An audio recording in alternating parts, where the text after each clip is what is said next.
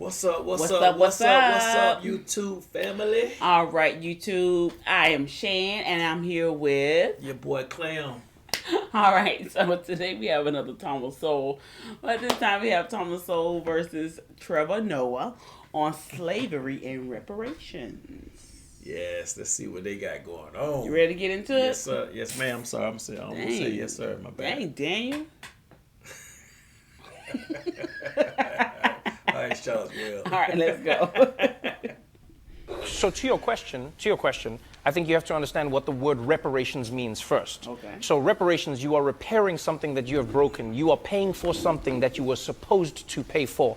I'm not saying that there aren't people living in America today who are suffering and are going through pain and strife because of what's happening when it comes to, the machines taking jobs, factories becoming industrialized, etc. But reparations is a specific conversation about a specific time in America, and that is black people were slaves. Article that got a lot of attention in The Atlantic a couple of years ago called The Case for Reparations by Ta-Nehisi Coates.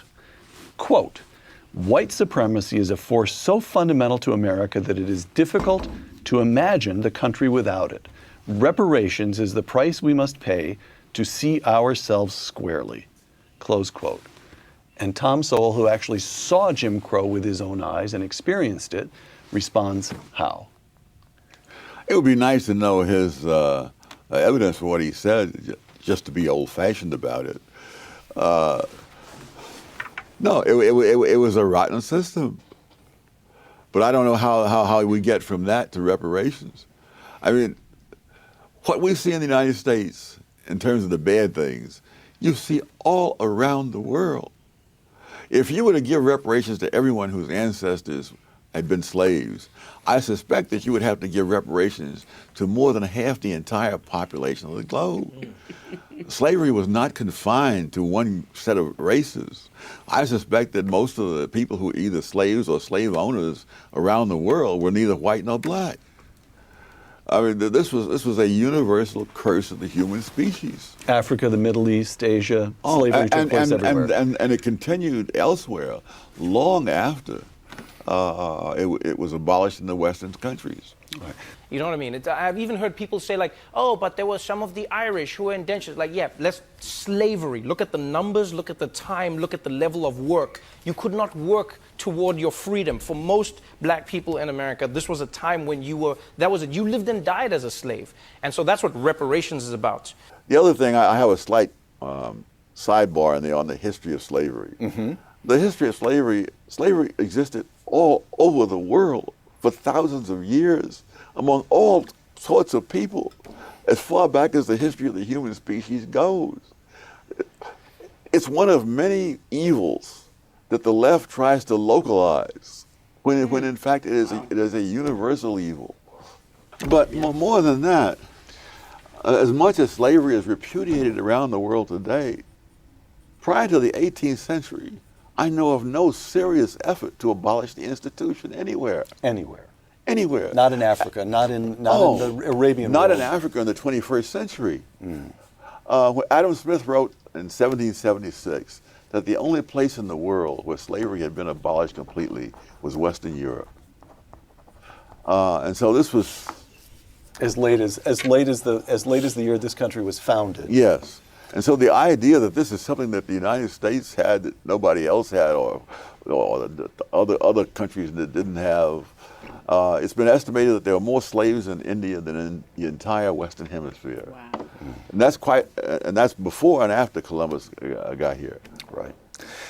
And so I hear what you're saying, but I think that's a completely separate conversation that needs to be had about the now. Because if you are not careful, what you then do is you combine everybody's suffering into the same bowl, and you make it seem like all injustices have the same weighting, and they don't. Just like crimes. Theft isn't the same as murder. We don't try them the same way. And as much as there is a white person who's suffering today, I feel for anybody who's suffering, because I know what it's like to be poor. I know what it's like to suffer. I didn't come from a wealthy family. We struggled when I was growing up. But I also understand that there are levels of that suffering. And so sometimes white people, it does block a white person, because you go, white privilege, and a person goes, I'm poor and I'm white, where's the privilege? White people are like, I wish I could activate my white privilege. I wish I could do it right now. White privilege, give me something. I get that. I get that. Trust me, I get it. It is hard to accept that you have benefits because of the color of your skin if you cannot see the benefits that you have. The book that I'm writing now, I discovered this is true not only in the United States, it's true in England, and the situation is wholly different. And yet if you read the data, for example, from London, the educational tests and so forth, you see that there, immigrants from Africa pass this test they have. I'm talking about low-income people now. Nearly 60% of the time. Blacks from the Caribbean, like 50%, so on. Native-born whites in the same low-income bracket pass this test 30% of the time. And it's the same thing. The foreign people come in, they haven't had generations of being steeped in the welfare state vision, the vision of grievances, victimology, and resentments, the idea that there are enemies out there dedicated to keeping you down. That's the message that's been pumped into the head of the white lower class in Britain, and that's the image that's been pumped into the black low-income people in the United States, and the results are the same in both cases. But the thing I try to explain to a person is, think of it more like golf. Don't think of it as privilege, then think of it like a handicap. Right? In golf, they acknowledge that you are in a position where you need so many advantages to be competitive in the game. Is that we ought not to be doing this? You know, there are various laws and policies that benefit one group at the expense of another. But I think affirmative action has the distinction of being one that it harms everybody, though in different ways.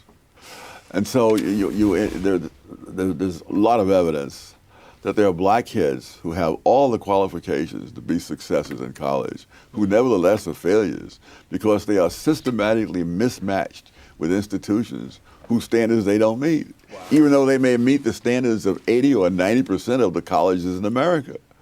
I remember first aware of this when I was teaching at Cornell, and I found that half the black students at Cornell were on some kind of academic probation. And so I went over to the administration building and looked up the SATs of these students. The average black student at Cornell at that time scored at the 75th percentile. Which is pretty darn good. Yes. And so that means that in most colleges in this country, they would have no trouble, and many of them would be on the dean's list.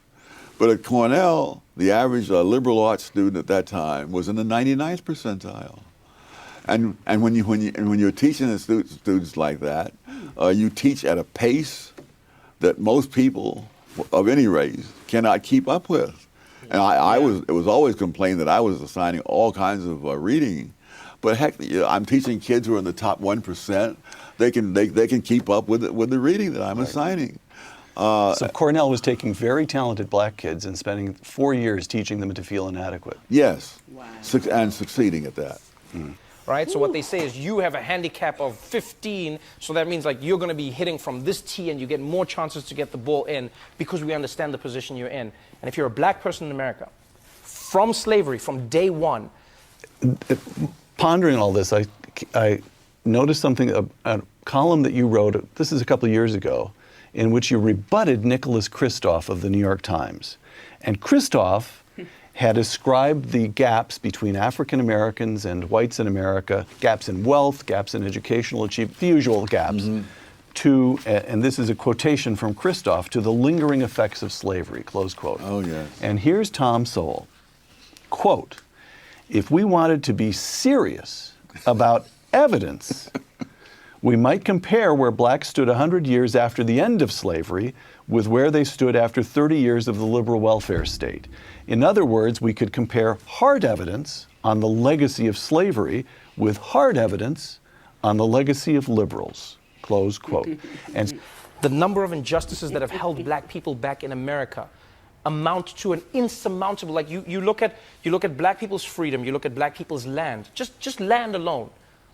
The amount of wealth you can acquire over time if you own land is exponential, because you have the land, you have the fact that you can borrow based on the land, you have the fact that you can use the money that you have borrowed to grow more wealth, you can use it to grow your family's wealth. Just taking that away from black people alone Right, right. And also, if you think you've been wronged, your recourse might also be more likely to politics, to try to redress this whole redistribution, Yes. Oh, yes. rather than hit the books, acquire the skills, get the job. But the other thing too, one of my favorite statistic in there is that the poverty rate among blacks as a whole is 22%. Mm-hmm.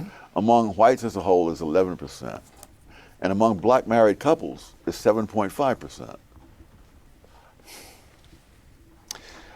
So and it's been and black married couples have never had a poverty rate as high as 10% in any year since 1994. Wow. All right. So to the cry, what is to be done? Tom Sowell answers: It's been done. Get an education, get married, have kids after you get married. That's sort of the answer, right? Well, yes, and the things that work for other people tend to work pretty generally. All right. Is crippling them. And so you combine that with slavery, and then you look at Jim Crow laws. You didn't let black people in America live in the areas that they wanted to live in. They couldn't get loans from the banks that they wanted to get loans from. And then on top of that, when they started getting the loans from American banks were found to be giving them higher interest rates when in fact they were the same risk as many of the other races that they were giving loans false? to. So when you combine all of those things, I think it's... So what he said was false. That little thing popped up. It sounded like it was correct. Tell me what he just said. Mm-hmm. Back then, but it was like that. I'm back saying then it was sounded that. like he was correct, but it said fact check false at the bottom of the screen. Maybe we'll go back a little bit. The little thing popped up.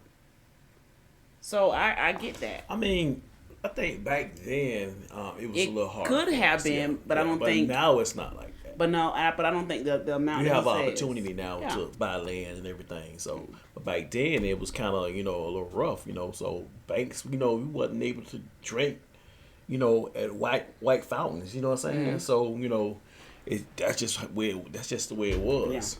Yeah. All right, but I rewind. So a little I bit, agree with that 100%. I mean, we was But let's hear what he said again. Okay. So I replayed it so I can listen to it again because that fact check thing kind of.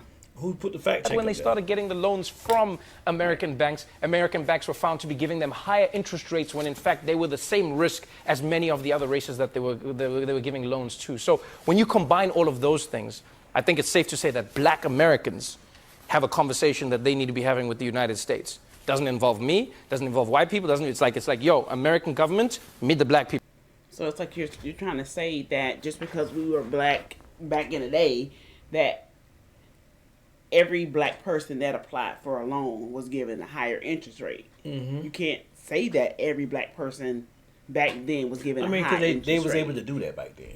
But not every black family was given a high interest rate. No, you can't say that. No, you can't say that. Okay. There's no way to prove that. Exactly. People. That's it. Have that conversation. In terms of political leaders, all the incentives politically are for black leaders to blame all problems in the black community on the larger society. And that enables them to take on the role of being the defender of the black community against enemies, which in turn creates the situation in which many blacks don't feel that anything that they do is going to help themselves unless it's done politically as a group. That there's no point. I mean, why would you, if you believe what they say, why would you want to knock yourself out in the school knowing that the man is not going to let you get anywhere? One of the most pathetic things I heard in recent years was a young black man saying that, at one point he thought he would join the Air Force and become a pilot. And then he says he realized that the white man is not going to let a black man become a pilot. And he was saying this decades after the Tennessee Airmen had established their reputation in combat in Europe. But the hopelessness is one of the big products of the race industry. Yeah. That you have no chance. I remember giving a talk at Marquette, and at the end of the talk, among the questions that was asked, a young black man got up and he said, "Even though I am graduating from Marquette University, what hope is there for me?" And having gone through college when I was in the 50s, I don't remember any blacks saying that in the 1950s, when there was a lot more obstacles to overcome than there were when this guy is graduating from Marquette. But you have to produce that kind of feeling in order to serve the interests of those in the race industry. Somewhere, watching this interview, there's a young Thomas Sowell. There's an African American who's smart and wants to do something with his life. It seems to me we've already got one piece of advice you'd offer to him is stay away from the race industry. Stay away from the race hustlers. What advice would you give a young Thomas Sowell? How do you make something of yourself as an African American in America today? The way anybody else would. You equip yourself with skills that people are willing to pay for.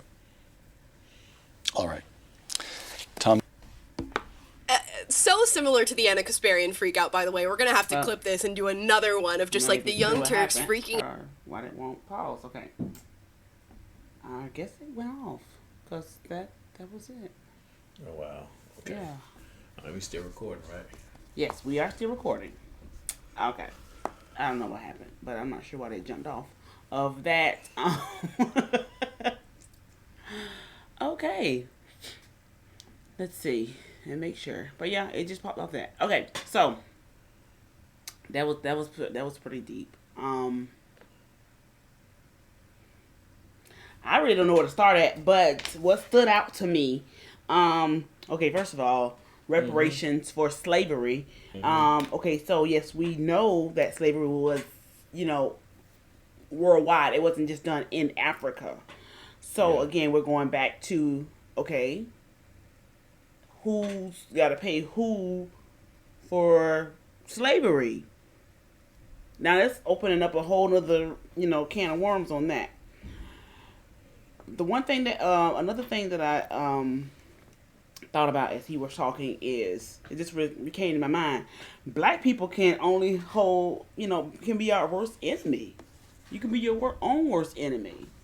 I mean, okay, just because the situation doesn't work at the first time, that means that, hey, I'm going to just give up right there. It's like holding on to the past can be your worst enemy. Yes, holding on to the past can. That's what I said. Black people can be our own worst enemy. Because I was looking at something in 1921. They had a Black Wall Street, which black people got together and they built businesses. You know what I'm saying? So we can't say that all black people was denied the opportunity to move forward. Yeah. But I could say a percentage was.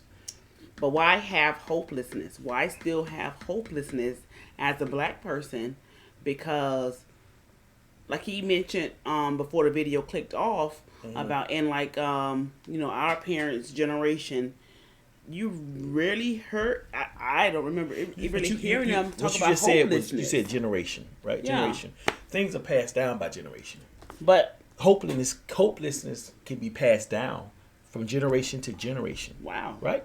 That makes sense? So, so I get that. So, like, when I told the story about my grandmother losing her mom and her 6 kids in the same day, in a car accident that was caused by her brother. Yeah. What should she have done? No, what she did was she seen strength. Yes. And she had something to stand on, which was her belief in the Word of God. You know what I'm saying? So she has something to stand on. So you see strength. That strength is passed on from generation to generation. Yes. But you can pass I understand that. But,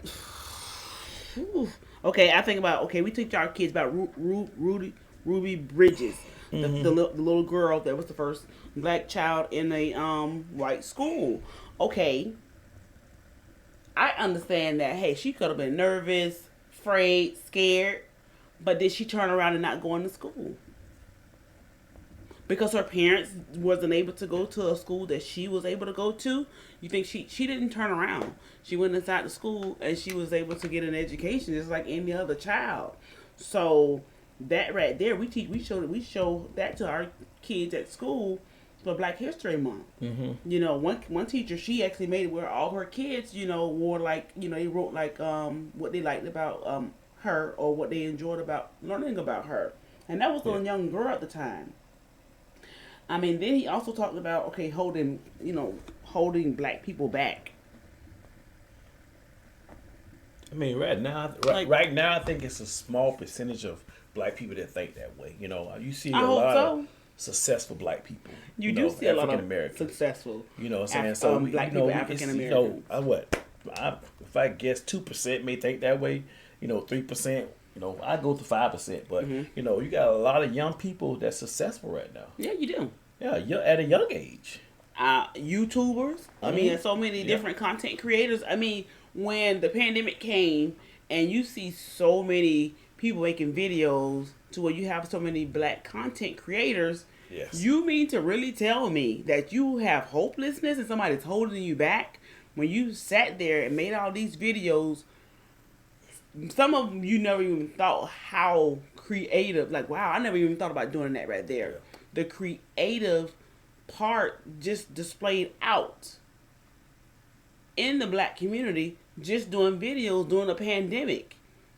And then guess what? More black people joined in, and it did not matter. Yeah, and the when I say 5%, I was just guessing. I know. What I'm saying? That's not a fact, but I just don't see a lot of black people with victim mentalities. You got some out there now, but there's some out there. Just, okay, so it's open seas for everybody. Yeah. You know what I'm saying? If you want education, you can get education. If you want to be financial stable, you can do that. You just got to sacrifice and do it. Yeah. As simple as you got to fight for it. You know what I'm saying? If you want it, you can go get it. Yeah. And by the way, my grandmother went on, got married, had 6 more kids. Amen. So it's not like she gave up because she lost all that in one day. And she took care of her brother that caused the accident that killed her mother and her 6 kids. So that right there shows me that, look, I can go ahead and I can do what I set my mind to. Yeah. So slavery and reparations, do you think that should be something? I'm sorry, reparations for slavery. No, we can't go back in the past and make somebody pay for that. That's a done deal. We'll be spending years and years to pay for that, for something in slavery. Overall slavery was everywhere. Yeah. So we can't travel back to the past. We got to look forward for the future. You know what I'm saying? I can't keep looking through the rearview mirror and expect to move forward. So that's why the windshield of the car, you look out the windshield. You know what I'm saying? If I keep looking backward, you're gonna hit somebody. I never get anywhere. You're gonna hit somebody too. I continue to stumble. So I truly believe that I'm good. We good. Nah, we good, okay, man. Let's let that go. I just think it's like they're tearing statues down, man. I don't agree with that. Why we gotta spend like $5 million to tear down the statue, man? They got $5 million. Now they're thinking about tearing down a home. I think it's in St. Augustine, where Martin Luther King was showing a bullet. The house. St. Augustine. So they're fighting over that. I'm like, man, if you gotta get rid of just what? Okay, I think he just visited there or something. He visited it. And it just showing him a picture of him when the bullet came through. We know the history of Martin Luther King. We know that he fought for our civil rights, right? So at the end of the day, he played a role in it. He played a role in it so at the end of the day, keeping a building, that's just a building. I'm not that hard on that. But just because you tear it down does not take away. It does not erase what Martin Luther King did. No, it does not.